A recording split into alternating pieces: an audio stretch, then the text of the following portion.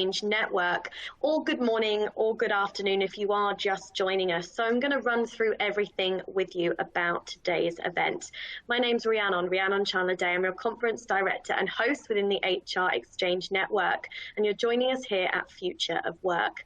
Now, you'll see Mike's bio there on the right-hand side. Feel free to connect with Mike on LinkedIn and carry the conversation on after today's event.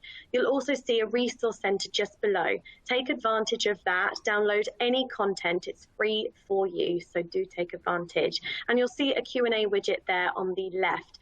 Feel free to drop any questions that you do have for Mike into that box and hit submit, and I'll get round to asking those questions at the end. So without further ado, we're now going to be focusing on how the Great Resignation is reshaping our workforce. I'm delighted to be joined by Mike Kaupe, Global Director of Sales Engineering at HiBob. So Mike, over to you, and the floor is yours. Awesome. Thank you, Rhiannon. Hi, everyone. Welcome to today's webinar. It is really great to have you join us today. During our time together, I will present some research on the current state of the workforce amid the Great Resignation. We'll take a look at why people are leaving the workplace. I'll share data on several factors like industry, job level, and even age group. And more importantly, we wanted to understand the overall impact of people leaving, so we'll share that as well. So before we dive in, I just wanted to quickly share a little bit about Bob. So the company I'm with is called HiBob, and our platform is called Bob. It is simply a modern, forward-thinking people management platform. It's a system of engagement. It enables organizations and companies to automate and scale their HR processes, develop their people, and connect teams.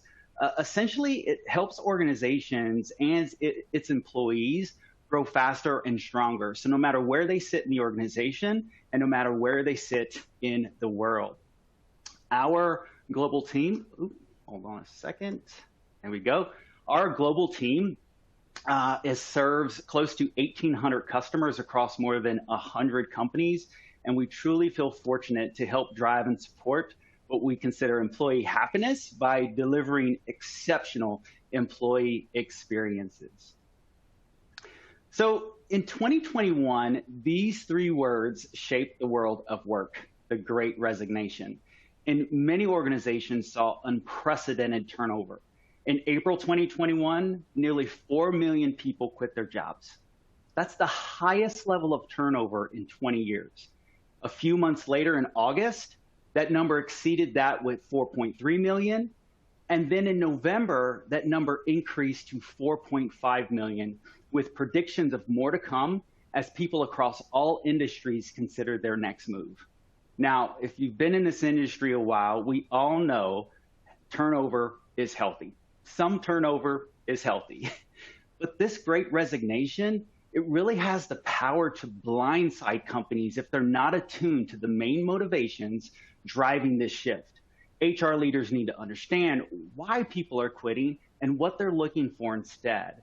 And the fact is, turnover is always going to happen, but what should organizations do to reduce turnover if they can, retain top performers if they can, while navigating enormous change? So first, I want to hear from you. What's your opinion? What's the #1 reason people are leaving their jobs?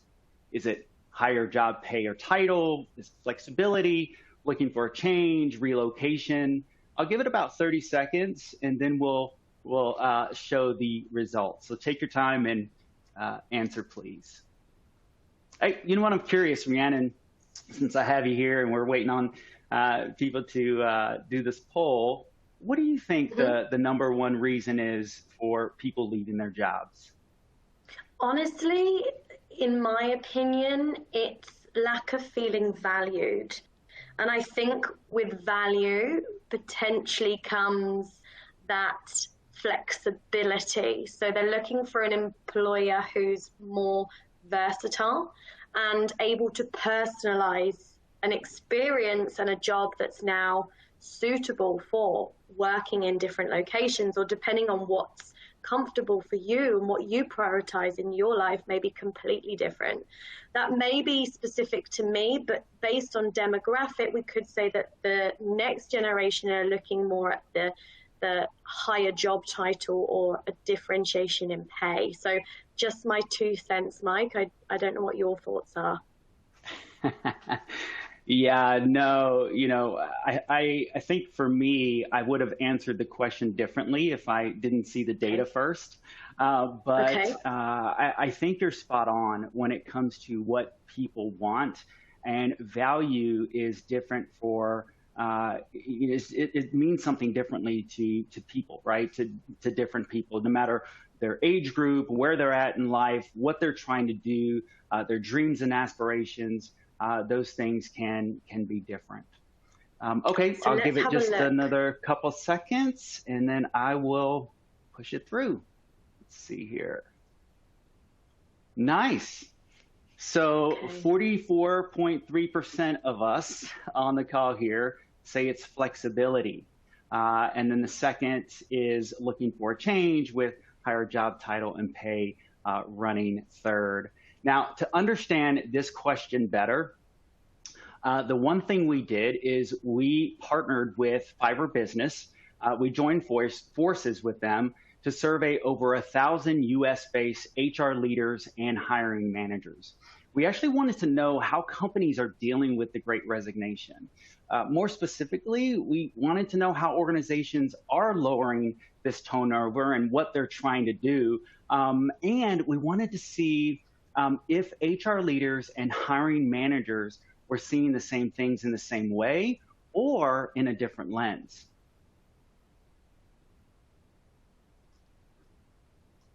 Oop, hold on, that's not it. All right, having a little trouble with the PowerPoint slide deck here. But so our top findings, why people are leaving the workforce or leaving their jobs in favor of flexibility. So you guys are all correct. The number one, in fact, 30% of people in the workforce want more flexibility, followed by better pay and higher title. Now, what was really interesting about this is that many people that were quitting their jobs, they're not reentering the workforce in the same way. Instead, they're choosing to work for themselves as freelancers or small business owners. And the reason why I think this was so interesting is that besides better pay and higher title, many of these other areas support flexibility. And when you think about flexibility, it's no longer a term used to just define employees that need to navigate or overcome the unexpected. Flexibility has pushed way past that. Now, flexibility is in terms of what people want, their dreams, what they desire, where they want to work, and when they want to work. Okay? So here's the next poll. What industry are you in? Just, this one should be easy. Now, Rhiannon, kind of question for you. What industries do you believe have flexibility as their top reason? It's interesting because Spotify opened today and they're looking to change to be deemed or defined as a tech company. And I think based on what they're providing the employees is actually very flexible. And so what I would say is the tech industry, or the Silicon Valley of the world, is where I think the next generation want to be.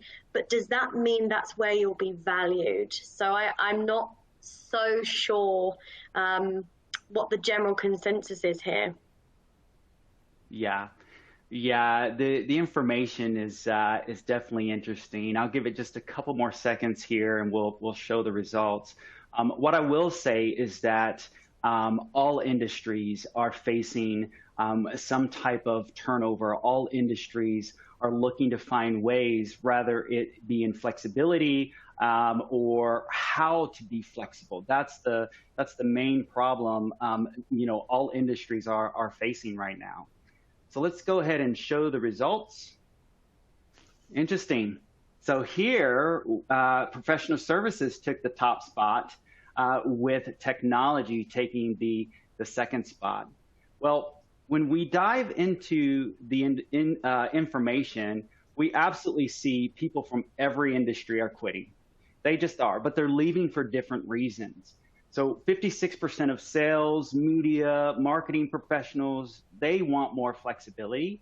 But 45% of architects and engineers want better titles or promotions. High-tech professionals are changing professions or industries or going freelance in this case. And in fact, 22% of people across all industries are leaving to become freelancers. And so if we break this down by industry, we see 33% in the arts and culture, 33% in the legal professions, and then 27% in high tech, 28% in healthcare.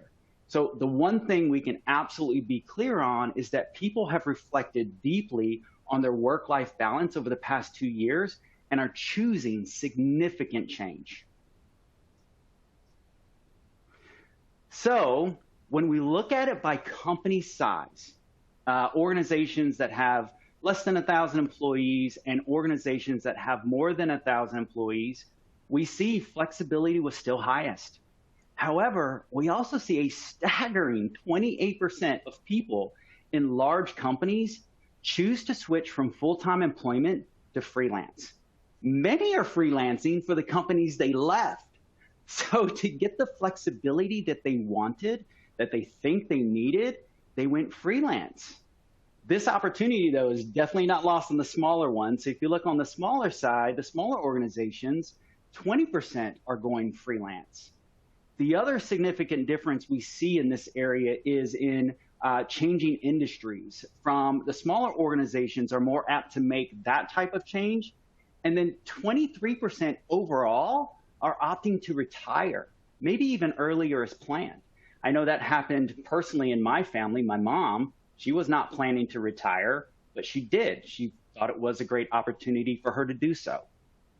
Now, when we think about who's leaving by job title, 46% hold manager or director level positions. 38% mid-level managers and 26% are executives. And what's interesting here is the discrepancies between the hiring managers and HR leaders.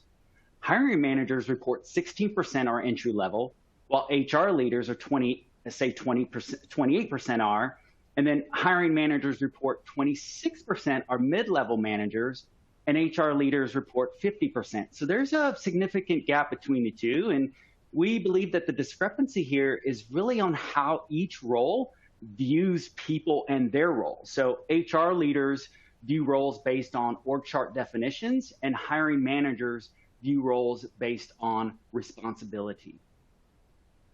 When we continue to look at it from both perspectives, HR leaders here on the left, hiring managers on the right, age group closely corresponds to title. HR managers report that half the people leaving are between 36 and 45. Half the people between 36 and 45 years of age. HR leaders say it's still higher. It's 61%. And then the other major difference is in the age groups between that. So 26 and 35, and then 56 to 65. Here, HR leaders see a whopping 41% of people leaving between 26 and 35, whereas while 16% are from 56 to 65. Hiring managers report there's a closer delta between these age groups. Here, I think the difference is, between HR leaders and hiring managers still reflect their different sensitivities. Now, of all this research, what is the impact? Well, when it comes to turnover's impact on productivity, it varies by department. Marketing, advertising, product, engineering, R&D, sales, and business development report that turnover significantly impacts productivity. In contrast, HR, finance, accounting, and IT hiring managers report that turnover has a lower impact on productivity. However, I would argue when you see this data here that all these numbers reflect a high impact on productivity because they're all above 50%. So the one thing is for sure here is when we see the negative impact on employee turnover, both HR leaders and hiring managers see eye to eye. They do. They look at the cost to onboard and train, the potential skills gap that can hinder productivity, damage morale and camaraderie, and then the time it takes to find and replace those who leave.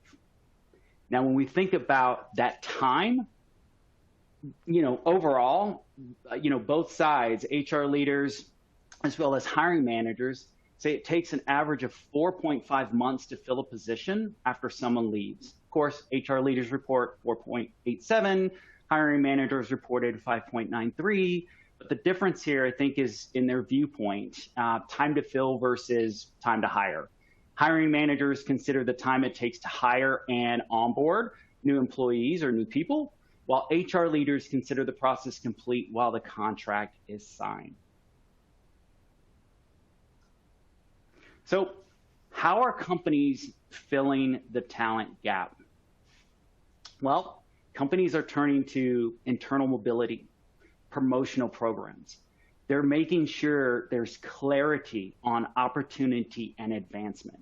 And so whatever that looks like for you and your organization, that's what our respondents say they are looking to do, and they're doing it today. They have got to provide more clarity on what the next move is internally for their people.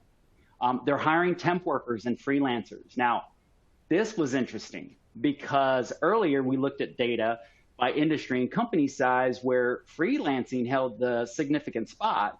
And here we see companies helping to fuel that.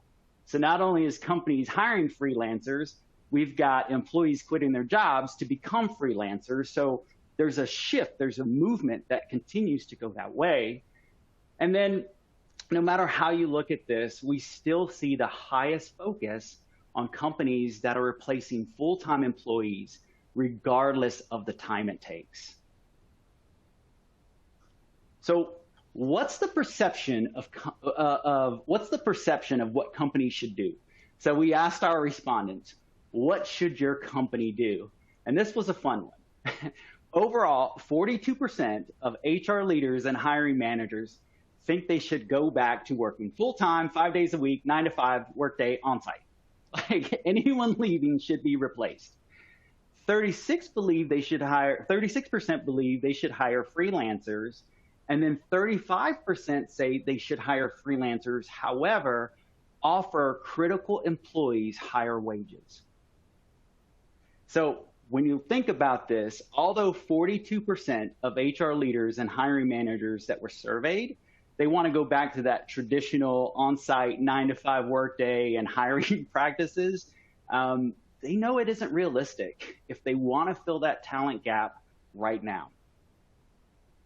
So this is why we see our respondents say that their companies should do more with flexibility in where people work and when they work. So going all the way back to our top findings.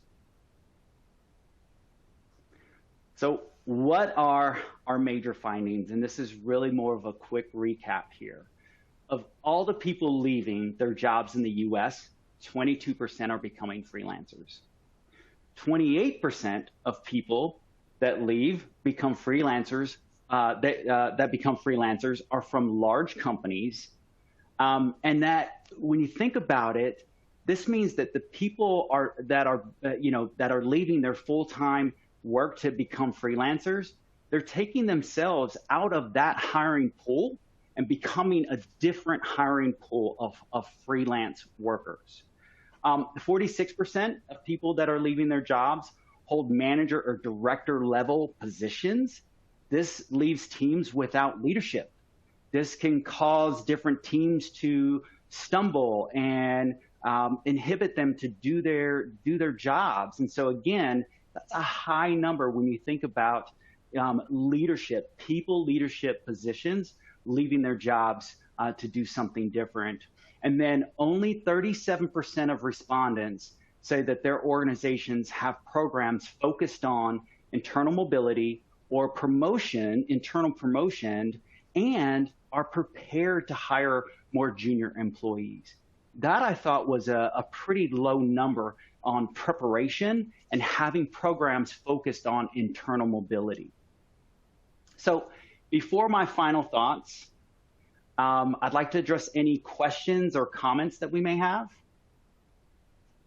Awesome, thanks, Mike. Audience, over to you. Feel free to drop any questions into that Q&A box and hit submit. So we've got one question here, Mike, and that's in instance where corporation is restructuring their business and doing demotions, how should one explain a demotion on their resume once they have pushed out the door? That's a good one. I've seen that happen more often than I'd like. I speak to customers all the time who have to go through that. So you've got two sides. You've got the business aspect of it, of why this needs to happen, and then you've got the employee who this affects. So there's big effects on either side of the coin. I think that transparency and honesty is the best way to overcome everything. I'm hiring, so when I speak to candidates and I see the gap, or I see a short tenure from their previous job, I'm honest with them. Tell me what happened, what was going on, and a lot of times I'll hear that they were forced to leave, or the job ended, and all of that. And in my personal opinion, that is not the factor of why I hire or I don't hire. That's not a factor of their job performance. But honestly, I think the best thing to do is to be honest about what happened, and turn that around into discussing what you would like, why you want the job, or what's going on. And then from the business side of the house, communication is key. When something like that happens, everybody needs to understand, the why. And I think where corporations and organizations fail at, when they have this restructure, or, a bunch of people leave their organizations to no fault of their own, they don't explain it well enough. They just, people leave, and it causes anger, bitterness, and those types of things. And if you think about the data that we have here, if you want to hire that person back, or use them as freelance work, you've got to communicate well with that exiting employee, as well as future employees or candidates looking for work. They need to be open and honest about what happened in their past. Two more questions here, Mike, and that's a really good question here from Nicole, and that's there's also people who have skills that aren't being tapped up. How do you suggest HR recruiters tap into finding the right candidates? Mammoth question. Yeah, is that from an internal mobility perspective, right? Mm-hmm. Yes. This one is a challenging one, and it's something that I speak to customers about because of our product, Bob, and how we can capture skills and things like that. I would say if you have something where you're capturing these skills for people, rather it be a talent review or a performance review or some type of goals, how often are those skills being updated? I love telling customers, when do you do a talent review? Not a performance looking back, but a talent review, pushing out to your employees saying, hey, what have you done in the last 3 months that needs to be updated in your profile? Did you learn a new language? Did you learn a new skill? Those types of things. So it's the business being proactive to ensure, hey, are we capturing those skills? One. Two, do we have a system that can capture those skills? And then three, how do we use that system to locate who has those skills or who can speak a certain language or whatever the case may be, so we can tap those people first and have an internal candidate pool versus having to go external first and finding those candidates that way. Cool. Now, one also mammoth question before we close out, and I know we're coming back to you just for a closing remark today on a key takeaway, but it's changing or reshaping organizations and the business model to mitigate against the risk of the great resignation, which is continuing. And I think we'll still continue to see fallout. So, what's your advice here on how to reshape the business model? Yeah, that's interesting. It's actually part of my final thoughts, but I'll take a stab at this. I think we have to be diligent at understanding why people are leaving and what they want.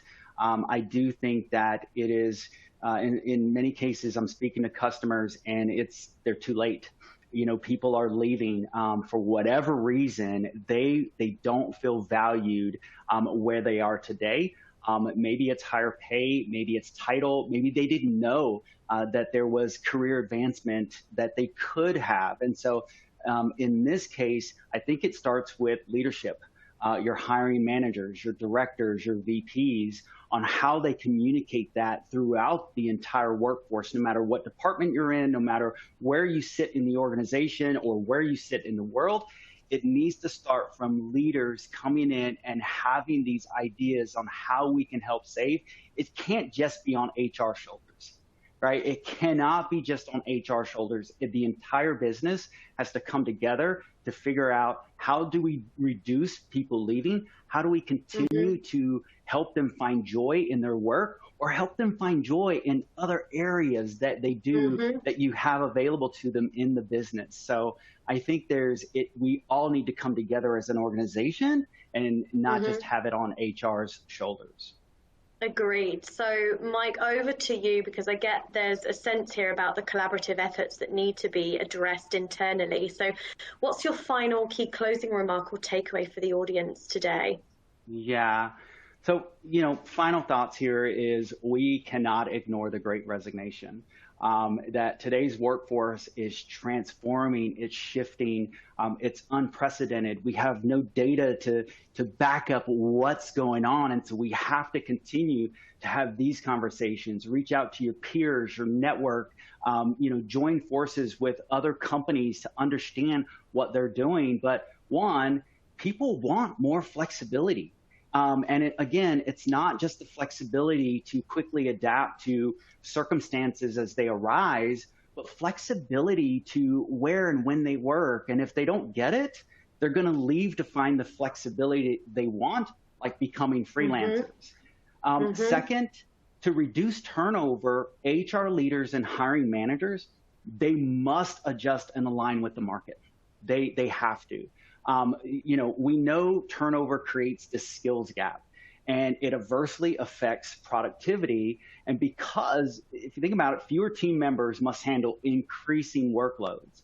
So to add fuel to that fire, it takes an average of 6 months to hire new people and get them up to speed. So HR leaders and hiring managers combined need to work together to help reduce turnover. And then finally, companies should concentrate on internal mobility programs or hire freelancers to fill the skills gap. Way too many companies don't have complete clarity on how someone is going to get promoted, what the advancement looks like. Are they talking to their employees on, hey, do you want to be a people leader one day as a manager or director, or do you want to be a thought leader and you want to be on strategy? Every job, no matter where they are in the organization, has different ways that they can be promoted if they're going to be an individual contributor or a people leader. Mike, thank you so much for joining us here today. It's been a fantastic insight. So audience, stay tuned. Click that join now, the orange button. That'll take you straight through to my discussion with ENT Credit Union on trying to adapt and embrace employee empathy. Click that link. I'll meet you straight there. We're going live again. But for now, Mike, Kaupe, thank you so much. And HiBob for partnering with us for this event. Thank you very much for your time, Mike. Thank you, everyone. Enjoy the conference. Bye-bye.